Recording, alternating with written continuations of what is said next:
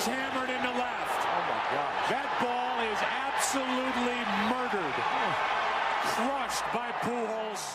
What's going on, guys? It's Fuzzy. Welcome back to yet another baseball video. Today is going to be a whole lot of fun because just a few days ago we talked about the worst draft picks in baseball history. Today what we're going to be doing is talking about the best draft picks ever. And let me tell you guys, a lot of these picks, even I was surprised, because how do you take a Hall of Fame player in the 62nd round? Make sure you guys watch all the way until the end, because this video is crazy. I think you're doing all right as a general manager if you draft an all-star in the 7th round, but when you get Wade Boggs, a future Hall of Famer, in that same 7th round, I think you're doing something right. He has a career 91.4 WAR. He has 3,010 hits. He has a career 328 batting average. Yeah, not just for one season, a career 328 batting average. His first season in baseball, he hit 349.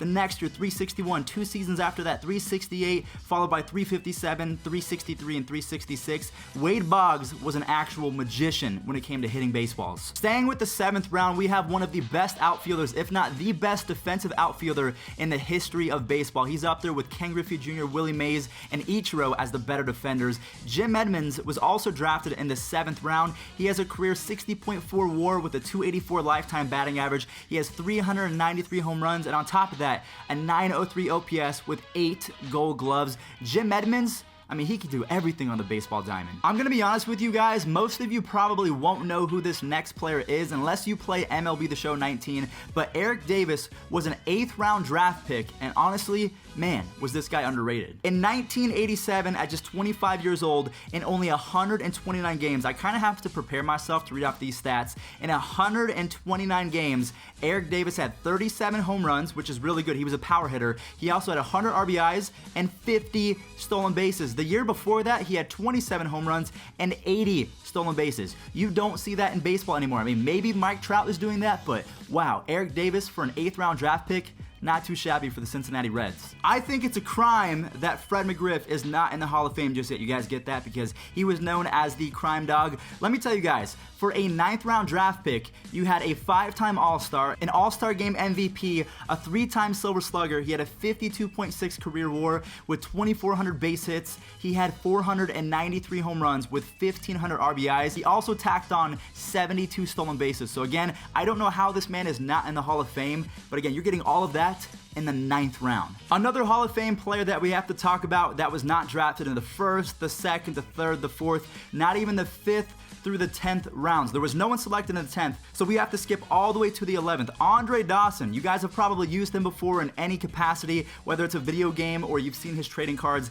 This guy's career stats were insane. He's a Hall of Famer, he's an MVP, an 8-time All-Star, an 8-time Gold Glover. He won the Rookie of the Year. His lifetime stats are also ridiculous with almost 3,000 base hits. He has a career 279 batting average, so not the highest that we've talked about, but still really good. When you tack on 1,500 RBIs, 1,300 runs, 314 stolen bases from the 11th round. I mean, the guy was 6'3", 180. How do you not see this? But again, that just goes to show you sometimes the best talent could be from a small school, from a small state, and you don't really know about him. So keep working hard, stay dedicated, because you could be the next Andre Dawson. Nolan freaking Ryan, the Ryan Express, one of the greatest pitchers that this game has ever seen. He has the record for most strikeouts in a career, and I just cannot believe that he was drafted in 1965 in the 12th round. He's a Hall of Famer. He's an 8-time All-Star. He's a 2-time ERA title winner. I mean, he has an 81.2 career WAR with 324 wins, a 3.19 career ERA.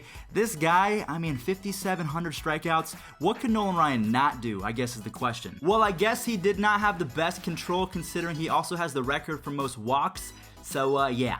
There you go. Albert Pujols could stop playing baseball right now in 2019, and he would be a first ballot Hall of Famer. I'm looking at his stats right now. I'm gonna need a minute because he has so many accolades. He's won the MVP award 3 times. He's a 10-time All-Star. He's won 2 Gold Gloves. He's a batting title winner. He won the Rookie of the Year. He's won 2 World Series. He's a 6-time Silver Slugger, and he's an NLCS MVP. All of that came by the St. Louis Cardinals in 1999 when they picked him in the 13th round out of Maple Woods Community College in Kansas City, Missouri.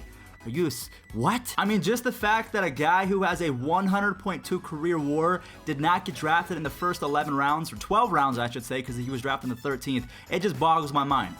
Albert Pujols, 13th round, I don't get it. Sticking with the 13th round, we have one of the most feared hitters in baseball history. Jim Thome was drafted by the Cleveland Indians in 1989 in the 13th round. He went to Illinois Central College. I'll be honest with you guys, I've never heard of that in my entire life, so maybe it's just because a lot of these guys went to very small schools, so not a lot of scouts actually saw them. That's the only reason that I can think of, because Jim Thome has a 72.9 career WAR, he has 2,300 base hits, and oh yeah, 612 home runs and a 956 career OPS. I think that's pretty good. I know that Dave Parker had his struggles both in his personal life and on the field when he was in his heyday. He could have had 3,000 career hits if he just kind of stayed on the golden path instead of going into drugs. I know, I'm sorry.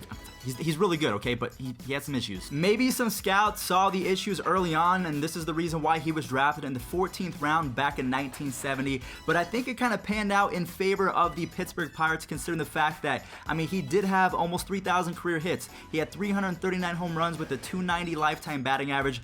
He had 1,493 RBIs with 154 stolen bases. He also won 3 Gold Gloves, and if you guys have never seen Dave Parker play, the dude had an absolute cannon in the outfield, so he was almost like a poor man's Andre Dawson. He ran into a little bit of trouble, so I'm thinking that's why he was drafted in the 14th round. Jeez, that's really late. I'm gonna have a lot of fun with this next player because in the 15th round of the 1982 draft, one of the greatest baseball players of all time, when on steroids, was chosen. We're talking about Jose Canseco. We all know that Jose Canseco is most known for busting a lot of players in terms of their steroid use, but his best season came in 1988 with 42 home runs, 124 RBIs, and 40 stolen bases, so he was the first player in Major League Baseball history to have a 40-40 season, so this guy was the real deal. I know that he was aided by steroids, but I mean, for a 15th round pick, it's not too bad. I'm not sure why Kenny Lofton did not get more Hall of Fame votes than he did. I mean, he was a 6-time All-Star and he won the Gold Glove 4 different times.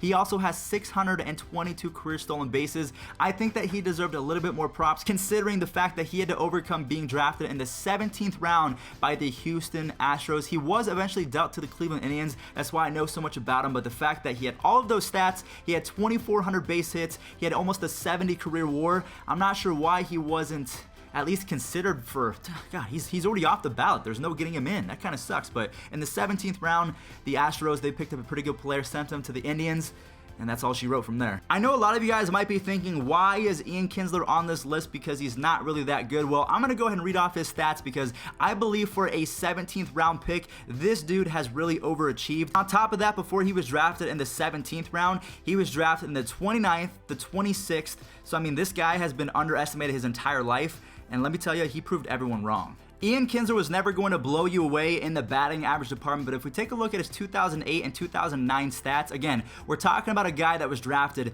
in the 17th round. In 2008, when he was an All-Star in just 121 games, he had 18 home runs, 71 RBIs, and 26 stolen bases with a .319 batting average. That's really good. The next year, he had 31 home runs, 31 stolen bases, so the guy, he could steal you bags. He also won 2 Gold Gloves. He was a 4-time All-Star, so again, these are all coming from guys that were not supposed to be good. They were overachievers, and I give them nothing but props. And also, I know I'm speaking in past tense. I'm saying was good in regards to Ian Kinsler. He's still playing baseball right now for the San Diego Padres. It's just that he has a negative, I think, .3 WAR, so he's not been very good. He's not even hitting above 200. So I know that the career of Ian Kinsler is coming to a close. Very sad. 3 of our last 4 players are going to be Hall of Famers. The first one might be the best second baseman in Major League Baseball history. Ryne Sandberg, get this, was drafted in the 20th round. You're not supposed to be a Hall of Famer drafted in the 20th round. He was an MVP, a 9-time Gold Glove winner, a 10-time All-Star.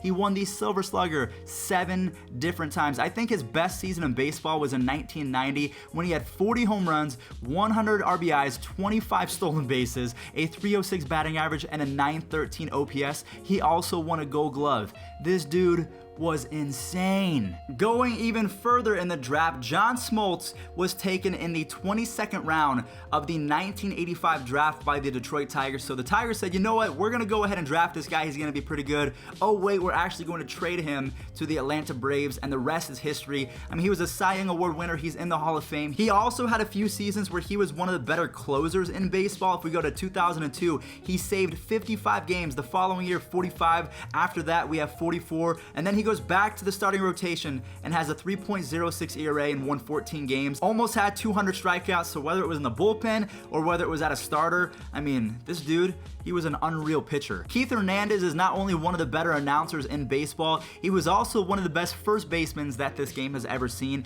He did not blow you away with the power, but what he did blow you away with was his glove and his ability to hit for average. And if you put all of this into perspective, considering he was a 42nd round pick, you're not supposed to get this production. He won an MVP. He was a 5-time All-Star. He was a 2-time Silver Slugger. And oh yeah, like I mentioned with the glove, he won it 11 times. That's nuts. Last but not least, we have Mike Piazza. I'm looking at his stats right now. He was born on the same day as my mom. Okay, that's pretty cool. He's now probably going to be my mom's favorite player. But this guy, he was known as the Pizza Man because his last name is Piazza. How you're not going to call him the Pizza Man? But geez, his stats are just, I can't even speak. In 1988, Mike Piazza was selected in the 62nd, did you guys hear that? 62nd round by the LA Dodgers. And I mean, from there, he had a 59.6 career WAR. He had 427 home runs with a lifetime 308 batting average. This is all as a catcher. We all know that he wasn't the best defensive catcher in the entire world,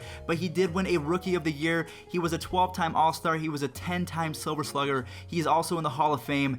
Mike Piazza, in my opinion, is the greatest pick in Major League Baseball history. Easily. This is the 62nd round that we're talking about, okay? That's over halfway to 100. That's insane. I mean, good job, Scout. All right, guys, well, that was the final player. Can you believe that Mike Piazza was drafted in the 62nd round? I know that came as a surprise to me. I mean, even seeing how late Albert Pujols went, that dude is the best first baseman in Major League Baseball history. So if you guys feel like you're not good enough, if you're going to be drafted in the 30th round, the 26th round, keep grinding because the sky is the limit. Thank you all so much for watching. If you did enjoy, slap a like on this video. And remember, if you can think of any other fun idea, let me know in the comment section down below. And if I choose to use your idea, I'll make sure to give you guys a shout out. And that pretty much wraps it up. Yeah, I think that's good. I'm gonna go scout the 32nd round of this year's draft. Let me go see if I can find the next Ian Kinsler or next Mike Piazza.